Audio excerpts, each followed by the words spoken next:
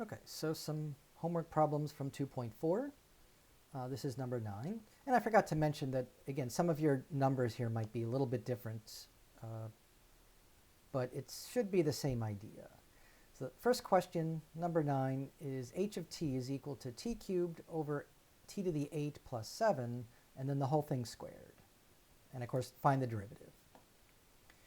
So there's a couple ways of doing this. One way is to think of this as some function, I guess I'll call it g of t, squared, right? Where g of t is just what's in the parentheses, right? T cubed over t to the 8 plus 7. So taking the derivative then requires the chain rule. So it's 2 times g of t to the 1. I won't put a 1 there because it looks like a prime, right? And then by the chain rule, we multiply by the derivative of g. Okay, so this is just going to be 2 times g of t, t cubed over t to the 8 plus 7 to the 1. And then we have to multiply by the derivative of the same thing, t cubed over, oops, sorry, getting ahead of myself here, t to the 8 plus 7. All right, so that's the hard part here. This, of course, requires the quotient rule, right? And we did some of that in the previous section. So let's just use the quotient rule here. So I'll keep the 2, in fact, I'll put the 2 in the numerator, 2t cubed over, I did it again, t to the 8 plus 7. So that's just the first factor here. And now we multiply by the derivative of t cubed over t to the 8 plus 7. So t to the 8 plus 7 squared is in the denominator. And then we have low d high minus high d low. So denominator times the derivative of the numerator is 3t squared minus the numerator, t cubed, times the derivative of the denominator is 8t to the 7 plus 0, right? So the rest is just simplifying. So 2t cubed over, okay, let's one step at a time. So keep that, and then let's just simplify this.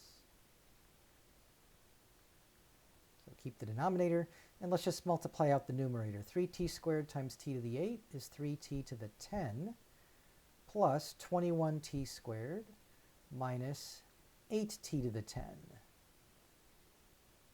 So 3t to the 10 minus 8t to the 10 is negative 5t to the 10. So I desperately wanted to multiply this out already, but we'll do that on the next step. So, yep, we're going to get negative 5t to the 10 plus 21t squared. Okay, so now just distribute in the numerator. You're going to get negative 10 t to the 13th power plus 2 times 21, so 42 t to the 5th power.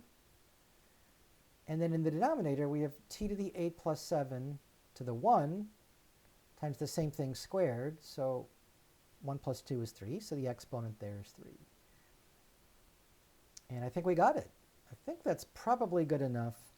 You could make the case to factor out, let's see, a negative 2t to the 5th in the numerator, leaving you with, let's see, 5t to the 8 minus 21, just minus 21, right? All over the same denominator, t to the 8 plus 7 to the 3. All right. Again, I think either way is fine here. All right, number 15. This is also a pretty difficult one. It's to be fair, it's also a little bit contrived. You're not going to see a function like this very often, right? So y is cosine of the square root of sine of cotangent of pi x. Find the derivative, right? So before we take the derivative, I think it might be beneficial to write this as the y equals the cosine of sine of cotangent of pi x. And then, right, because it's the square root, it's raised to the power 1/2. We're taking the cosine of all that. Okay, so this is just a repeated application of the chain rule. So in order to take the derivative, dy over dx, and as long as it's clear that the independent variable here is x, you can also write y prime or y prime of x to be a little more specific. But if it's clear that, that the independent variable is x, we'll just use y prime. All right, so the derivative of cosine is negative sine. So we're just taking negative sine of all of this.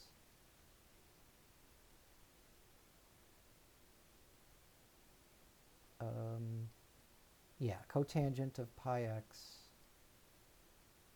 And then all of this to the power 1/2. Right, square root of the whole thing. All right. Now we're not done because now we need to take the derivative of that whole thing. So I'm just going to copy this down. It's the derivative of sine of cotangent of pi x to the power 1/2. Okay, so that's a power rule, right? It's just a function to the power 1/2. So, and I hate copying this down all the time, but that's what we have to do here. Yep. Right, so now we're just taking the derivative of this thing to the 1/2. So we're going to multiply by 1/2 times this whole thing, sine of cotangent of pi x, right, to the power negative 1/2. And then by the chain rule again, we need to multiply by the derivative of sine of cotangent of pi x. I think I have just enough space to fit that in here. Right? Yeah, this is a little sloppy here. This is cotangent. All right, so I think let's bring the 1/2 in front here. So I'll write this as negative 1/2 times the sine of, I'll leave it as to the power 1/2 here, right? Sine of cotangent of pi x to the power 1/2 times the same thing, right? Sine of cotangent of pi x to the negative 1/2. Can't forget that, right? All right, and now we just need to multiply by the derivative of sine, which is cosine of cotangent of pi x. By the chain rule, we multiply by the derivative of cotangent of pi x.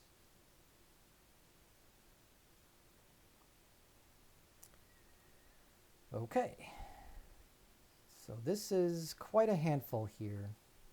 I'm just going to copy it down.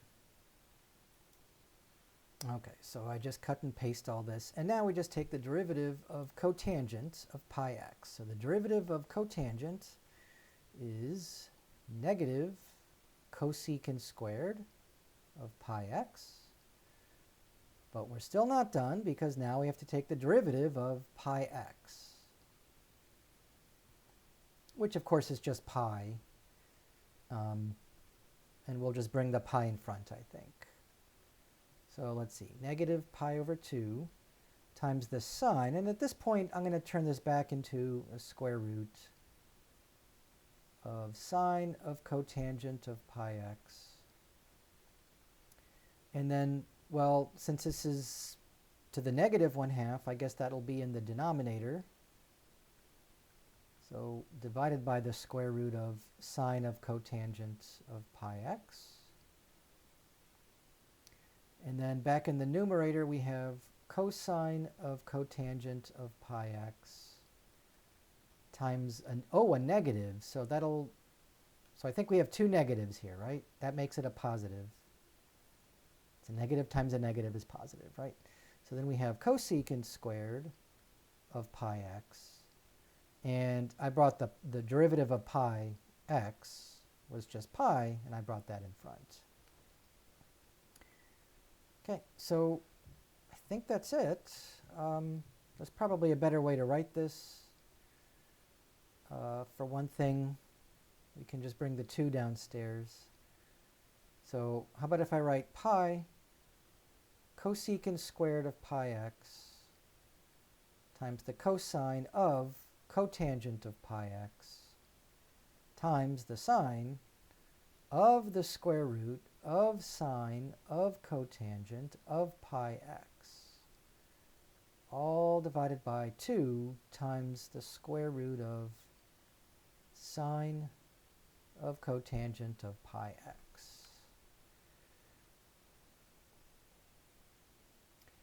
Yeah, like I say, a bit contrived, but it's a function of a function of a function of a function of a function. I think so. We had to use the chain rule 4 times here. Let's see, 1, 2, 3, 4. Yeah, 4 times we had to use the chain rule. Right? Should we count them? Right? So the first one was here, taking the derivative of this. So that's the first chain rule. And then here's the second chain rule.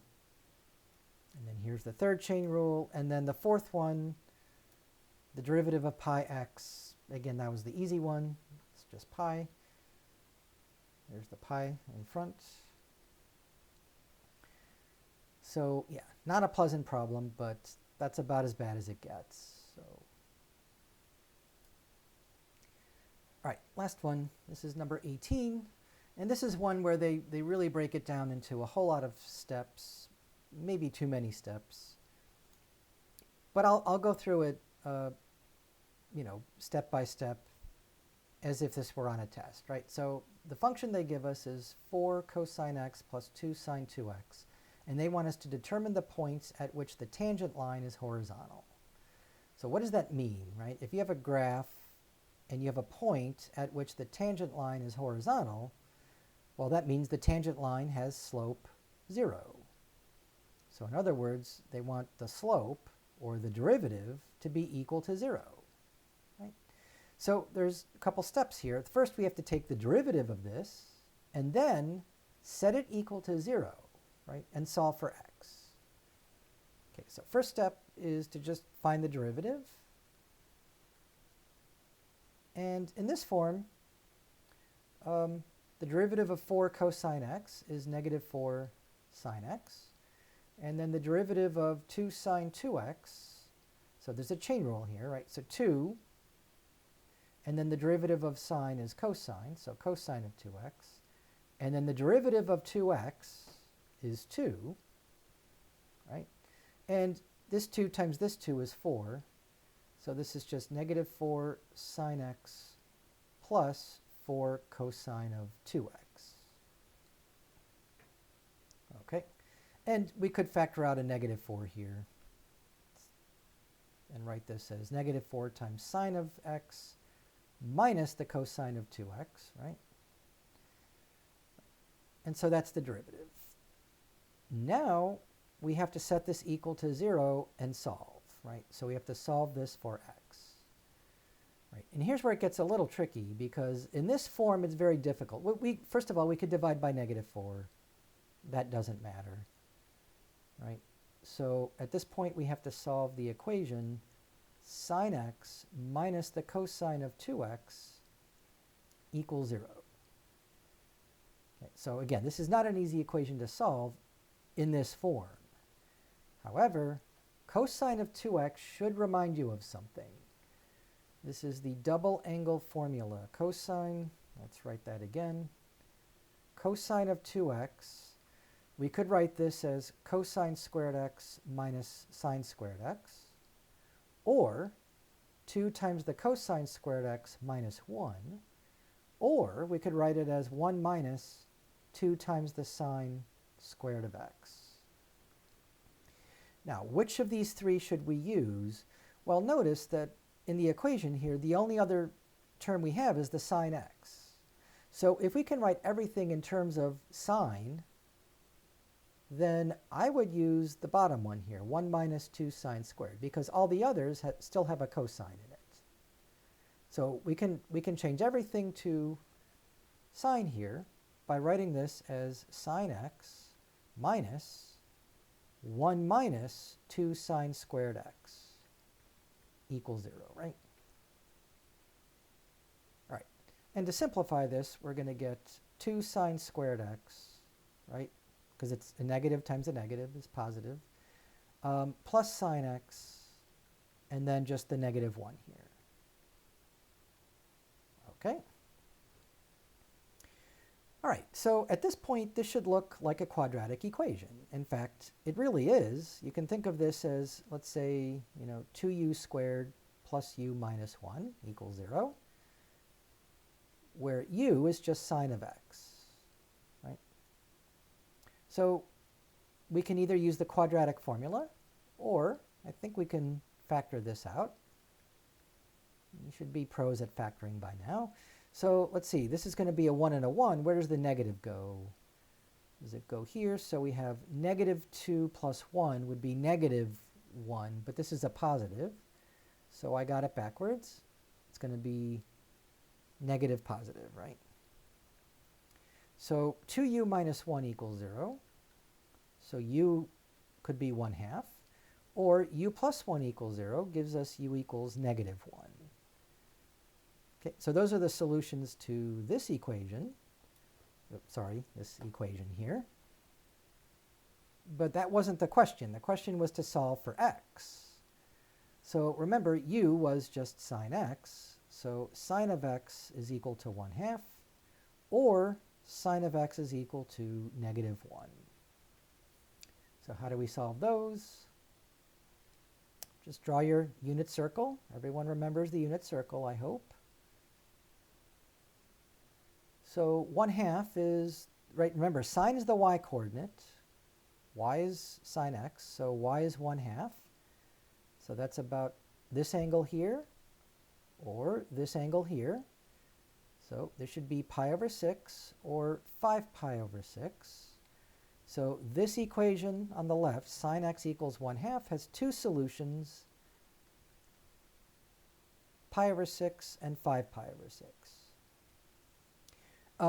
Well, not quite, right? So this equation has infinitely many solutions, but I think I forgot to add one important thing. Determine the points on the interval from 0 to 2 pi.